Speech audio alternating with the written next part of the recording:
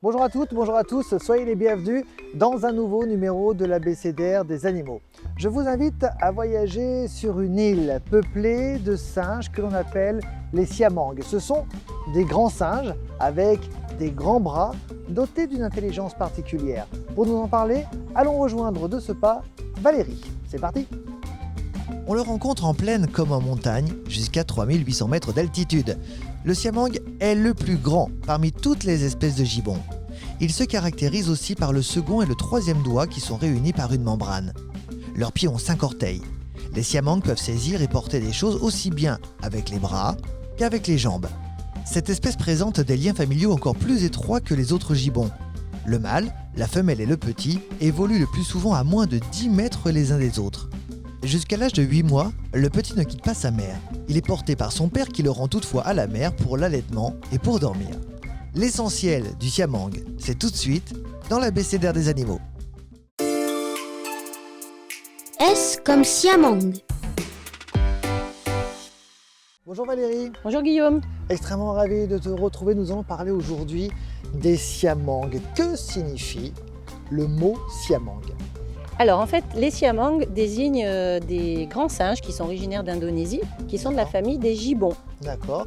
Quelles sont ses caractéristiques physiques?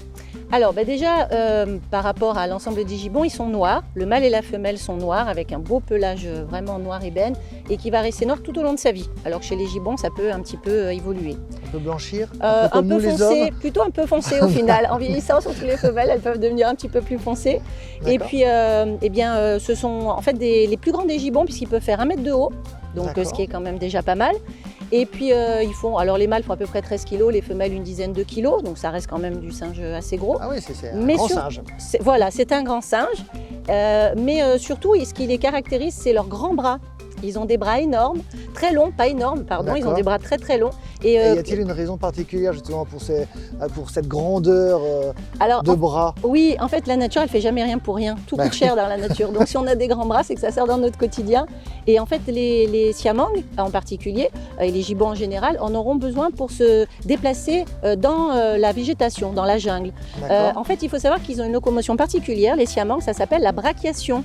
D'accord. Alors, la brachiation, c'est ça. C'est-à-dire qu'en fait, on va se lancer de branche en branche. D'accord. Un Et peu comme plus on- Tarzan.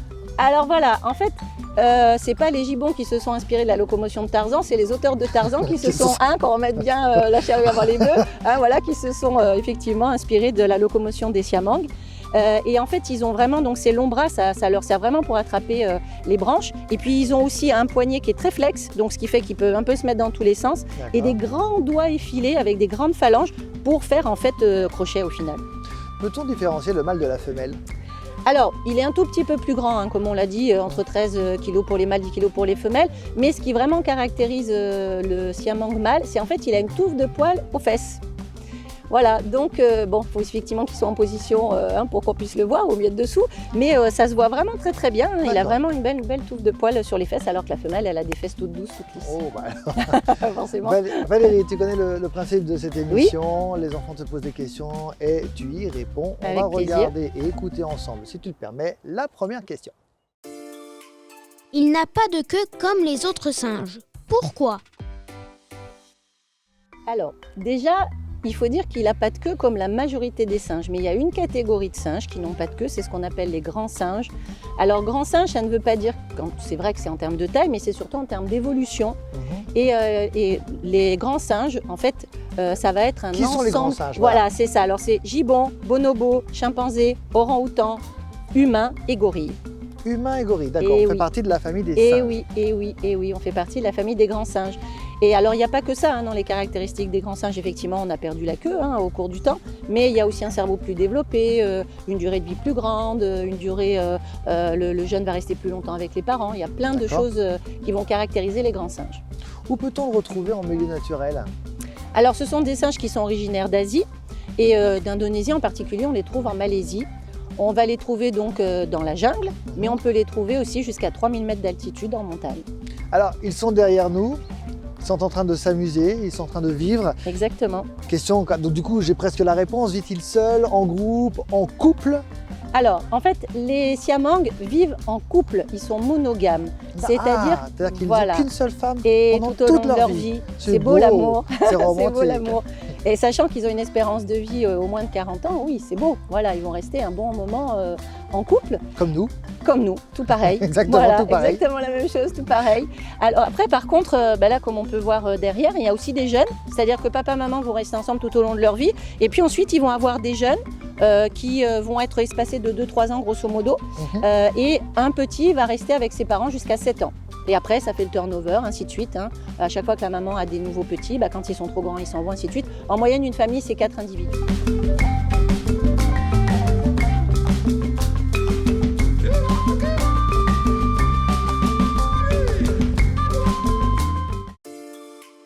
Pourquoi a-t-il une sorte de poche au niveau de la gorge?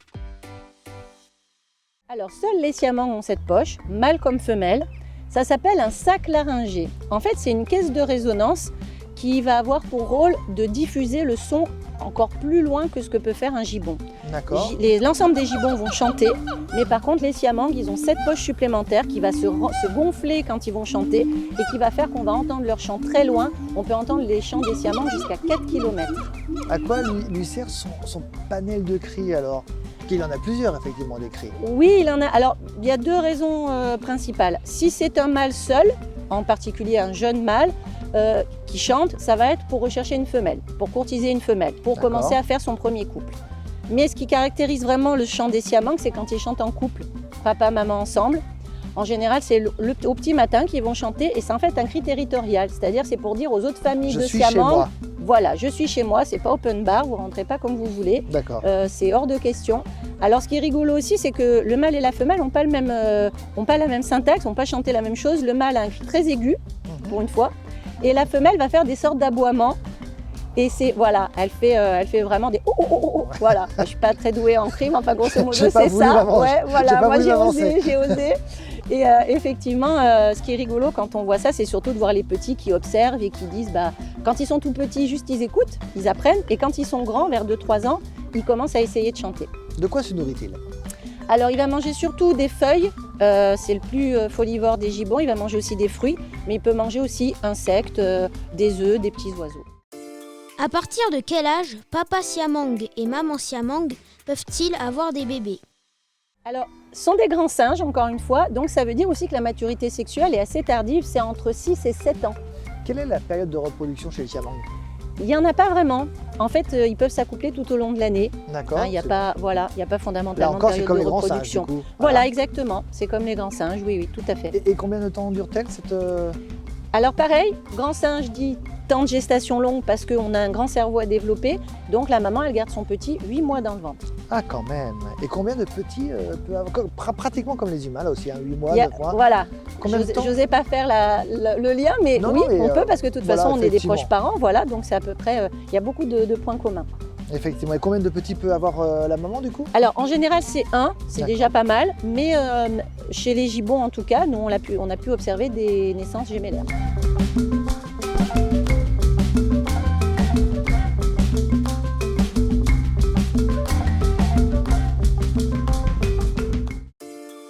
Pourquoi le petit reste-t-il accroché à sa mère et pendant combien de temps?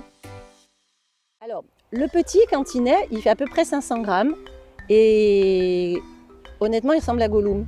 C'est-à-dire, il n'a pas de poils, il est tout nu, il a une grosse tête et puis il ouvre ses grands yeux, voilà. Et il a il n'est pas très beau. Si, il est beau parce que Gollum est très beau, mais par contre, chacun dans son genre, voilà.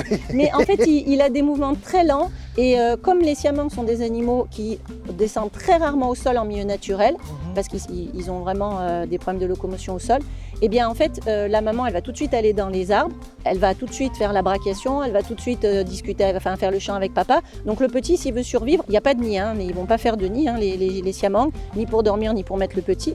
Donc en fait, il faut absolument qu'il s'agrippe sur les poils de sa maman au plus fort qu'il peut avec ses grands doigts pour qu'il puisse survivre et pour qu'il puisse se protéger. Alors il est soit parallèle à maman vers les tétines, ou alors des fois quand il dort, il se met perpendiculaire.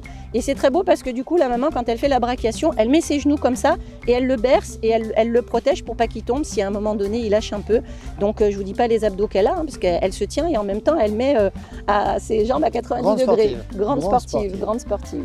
On est dans un endroit, on a l'impression vraiment d'être juste derrière eux et pourtant, entre eux et nous, de l'eau nous sépare. Et oui. Ils ont peur de l'eau, comme les grands singes, ou comme les autres singes d'ailleurs. Alors, c'est un peu plus compliqué que ça, parce que par exemple, le chimpanzé, c'est pas qu'il a peur de l'eau, c'est qu'en fait, il coule comme une pierre parce qu'il est trop dense. Mais lui, il va savoir estimer la hauteur de l'eau. Les siamangs, ils ont, eux, peur de l'eau tout court. C'est-à-dire que s'ils tombent malencontreusement dans l'eau, ils vont paniquer, ils vont se noyer. Donc c'est pour ça que nous on les met sur des îles, parce que du coup ils peuvent avoir des installations très hautes pour effectuer leur brachiation. Mais par contre, c'est une sécurité pour eux et pour nous. Voilà, ils sont séparés avec de l'eau et ils passeront pas une simple flaque d'eau, ils vont faire le détour. La dernière question, certainement l'une des plus importantes, est-ce que le siamang aujourd'hui est une espèce menacée? Et oui, malheureusement. Actuellement, en milieu naturel, il n'y en a que 200 000, donc c'est vraiment pas beaucoup. C'est vraiment une espèce en voie de disparition, en particulier par la déforestation, puisque c'est vraiment un animal qui est inféodé aux grands arbres, à des arbres vraiment très très hauts. Et en particulier, le problème des cultures aussi qu'on connaît, les palmiers à huile, etc., ont un problème, c'est qu'ils sont trop bas et trop éloignés les uns des autres, ce qui fait que en fait, les siamangs, quand ils vont faire la brachiation, ils ne vont pas pouvoir la faire puisqu'en fait les arbres sont trop éloignés et pas assez hauts pour eux, ils vont se mettre au sol et là en général il va y avoir de la prédation. Puis malheureusement il y a encore aussi du braconnage et du trafic de siamangs. Merci beaucoup Valérie pour Avec toutes ces plaisir. informations.